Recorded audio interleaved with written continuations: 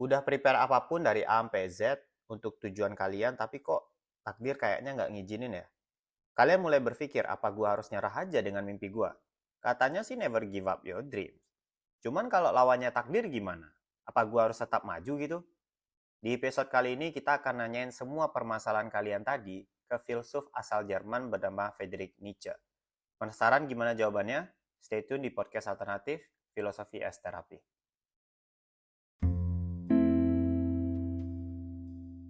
Assalamualaikum warahmatullahi wabarakatuh. Alhamdulillahirabbil alamin. Allahumma sholli ala Muhammad wa ala ali Muhammad. Kalian sedang dengerin podcast alternatif, sebuah podcast yang ngebahas filsafat praktis sehari-hari, powered by Arena Alternatif. Masih sama gue Kedri Fama, founder Arena Alternatif. Kalau kalian masih dengerin podcast ini, gue asumsikan kalian lagi punya keraguan buat ngejar target kalian. Baik itu mungkin teman-teman yang mau ngerantau tapi nggak dibolehin orang tua, mau buka usaha tapi modalnya kurang, atau mau ngelamar pacar mungkin, tapi masih belum sukses-sukses amat. Ya apapun itulah ya, yang pasti bukan gue yang bakal jawab pertanyaan kalian, melainkan Friedrich Nietzsche. Siapa dan gimana sih pemikiran filsuf satu ini? Yuk kita bahas.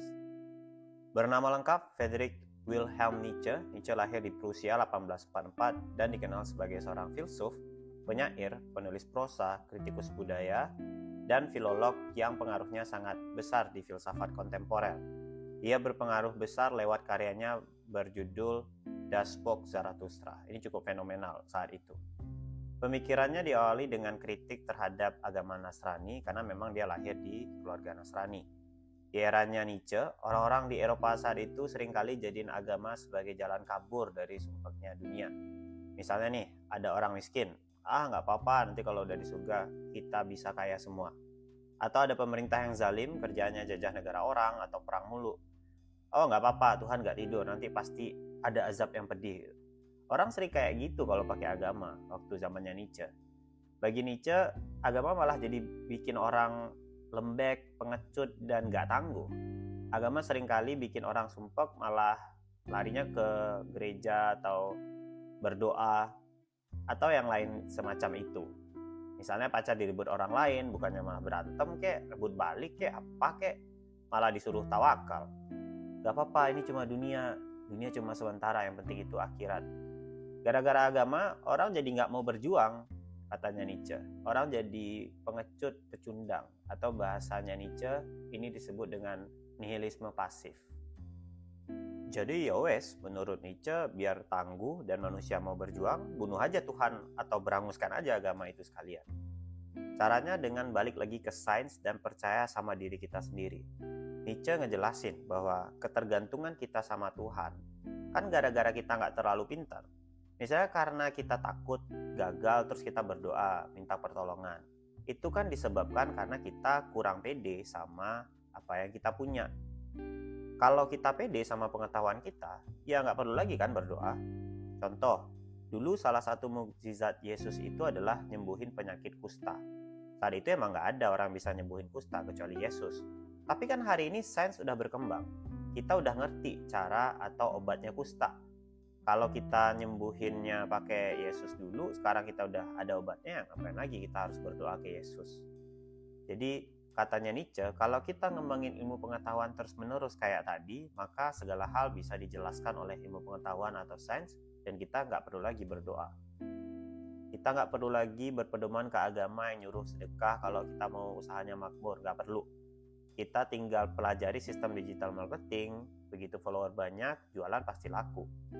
Kita juga nggak usah sabar kalau ditindas orang. Ngapain kita berdoa ke Tuhan buat ngebalas koruptor mungkin atau yang semacamnya itu? Kalau ternyata kita bisa bikin aturan kayak di Cina, yang barang siapa korupsi langsung dihukum mati terus dikuliti hidup-hidup ditontonin orang banyak. Dengan kata lain, kalau kita udah bunuh Tuhan, semacam nihilisme pasif tadi, maka kita bisa jadi manusia seutuhnya yang hidup dengan keberdayaan dan keberkuasaan kita, setidaknya untuk mengatur hidup kita sendiri. Kita nggak lagi jadi pengecut, kita nggak lagi jadi pecundang, atau dalam bahasanya Nietzsche, nihilisme aktif. Memang banyak hal yang terjadi sebagai masalah di hidup kita ini, tapi kita bisa mengandalkan segala sumber daya yang kita punya dan berjuang untuk menghadapi masalah-masalah itu. Pokoknya apapun masalahnya, katanya Nietzsche, Karena kita udah ngebunuh Tuhan di awal, kita sekarang bisa mengendalikan hidup kita dan berjuang di kaki kita sendiri. Dan Nietzsche benar-benar yakin ya dengan kemampuan manusia untuk berdiri di kaki mereka sendiri. Karena bagi Nietzsche, manusia sedari awal punya yang namanya will to power atau kehendak untuk berkuasa. Ya kayak kamu lah, kamu pengen juara kelas dulu, atau kamu pengen kaya, kamu pengen sukses, pengen mentereng kelihatannya di Instagram. Itu kan will to power, kehendak untuk berkuasa. Kamu pengen punya sesuatu.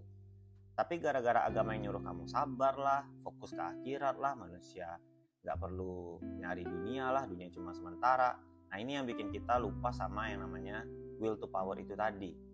Maka dari itu, tiap kali ada masalah, harusnya manusia balik ke kuasa atau kemampuan dia sendiri, bukan ke agama. Dia juga harus melatih kuasa atau will to power-nya untuk menghadapi permasalahan yang jauh lebih besar dari apa yang dihadapi sekarang. Sampai dia punya banyak sekali pengalaman, dan pengalaman itu yang bakal tertanam di gen dia dan nanti akan dia warisi ke generasi berikutnya. Gen yang banyak pengalaman ini disebut oleh Nietzsche dengan sebutan Uberman atau Superman. Bahasa Indonesianya manusia super. Kita semua berpotensi untuk jadi manusia super selama kita membunuh Tuhan-Tuhan nihilisme pasif itu tadi, yang bentuknya bisa macam-macam ya. Bisa jadi itu rasa malas kita, rasa takut mencoba, rasa minder, dan lain-lain. Begitu kita udah menghadapi masalah dengan tangguh, maka kita akan jadi Uberman. Udah prepare apapun dari A sampai Z untuk dapetin kerja misalnya, tapi kok nggak lolos ya? Ya nggak masalah, coba cara AX, ZY, XX, dan lain-lain sampai pokoknya berhasil. Udah nyoba PDKT, tapi dia malah milih orang lain. Katanya Nietzsche, nggak apa-apa. Coba berkarir lebih sukses biar dia mau sama kamu. Pokoknya lakukanlah apapun yang bisa kamu lakukan, jangan mau berhenti dan nyerah sama keadaan. Apalagi hanya karena ada agama yang nyuruh kamu sabar, tawakal, dan lain-lain. Prek, katanya Nietzsche. Itu cuma bikin kita jadi pasif. Kita mesti bergerak dan berjuang agar kita jadi Uberman atau manusia super. Itu jawabannya Nietzsche. Seperti biasa ya teman-teman ya, namanya filsafat. Kadang kita memang ketemu pemikiran yang kita gak terlalu nyaman ngedengarnya. Contohnya kayak pemikiran Nietzsche itu tadi. Mungkin bagi kita yang beragama agak risih dengerin pemikiran Nietzsche. Tapi yang terpenting dari filsafat bukan memilih pemikiran mana yang kita nyaman atau pemikiran mana yang menurut kita paling benar, tapi berpikir apa yang bisa kita ambil sebagai pelajaran dari pemikiran tertentu. Bagi gua setidaknya lewat pemikiran Nietzsche tadi, kita harusnya selalu bisa memeriksa. Jangan-jangan kita beragama ini seringkali mengkambing hitamkan Tuhan. Misalnya kita dapat nilai jelek, kita malah ngeklaim bahwa ya mau gimana, takdir Tuhan kan suka-suka Tuhan aja. Padahal mah malas ya malas aja gitu, pasif ya pasif aja. Dalam contoh itu, ya gimana Nietzsche nggak kesel sama orang yang beragama? Kalau orang yang percaya sama agama malah jadi orang yang pasif, nggak mau berjuang, pengecut, dan pecundang. Tapi kalau kita beragama menyeluruh atau bahasa Islamnya kafah, maka harusnya agama adalah alasan dibalik Uberman atau Superman-nya seseorang. Misalnya kamu milih rajin belajar. Kenapa kamu rajin belajar? Ya karena agama bilang menuntut ilmu itu jihad. Atau kenapa kamu mau donasi atau bantu orang sebanyak ini? Ya karena Nabi bilang sebaik-baiknya orang adalah yang bermanfaat bagi orang lain, dan seterusnya. Artinya seharusnya agama itu adalah alasan kita untuk berjuang, bukan malah jadi alasan kita untuk jadi pasif dan gak berbuat apa-apa. Mungkin setelah dengar jawaban Nietzsche tadi, kalian ada yang nanya, kalau gagal gimana? Kalau gak berhasil gimana? Apa gunanya jadi Uberman? Ya gue jadi ingat caranya Phil Knight, co-foundernya Nike, nge-describe Nike ya. Jadi di suatu konferensi besar, Phil nanya ke audiens yang hadir, siapa di sini yang pernah lari buat olahraga? Silahkan berdiri. Hampir semua orang berdiri dong. Terus dia nanya lagi, jika ada yang lari setidaknya 1 kali seminggu, silahkan tetap berdiri. Kebanyakan orang yang berdiri tadi duduk. Terus Phil lagi-lagi bertanya, siapa yang lari 2 kali seminggu, mohon tetap berdiri. Beberapa ada yang duduk lagi. Kalau kalian lari 3 kali seminggu, bodo amat lagi hujan, lagi panas, atau apapun cuaca saat itu, tetaplah berdiri. Hasilnya cuma segelintir orang yang masih tetap berdiri. Kemudian Phil menatap audiens dan berkata, next time, Kalau kalian keluar dari rumah dan lari ketika matahari belum tinggi, masih gelap, dingin, atau bahkan gerimis, dan kalian tetap lari walaupun sendirian, Nike adalah lampu jalanan yang nemenin kalian berlari sendirian saat itu. Tentu yang Phil maksud adalah produknya ya, sepatu Nike. Seketika dari analogi Phil ini, akhirnya kita ngerti arti jargon dari Nike, just do it. Semua ini gak ada kaitannya sama berhasil atau tidak, tapi semua ini berkaitan dengan upaya untuk mencoba. Jadi setidaknya walaupun gagal, kalian coba dulu, karena ada nilai di balik apa yang kalian coba atau usaha yang kalian alokasikan itu tadi.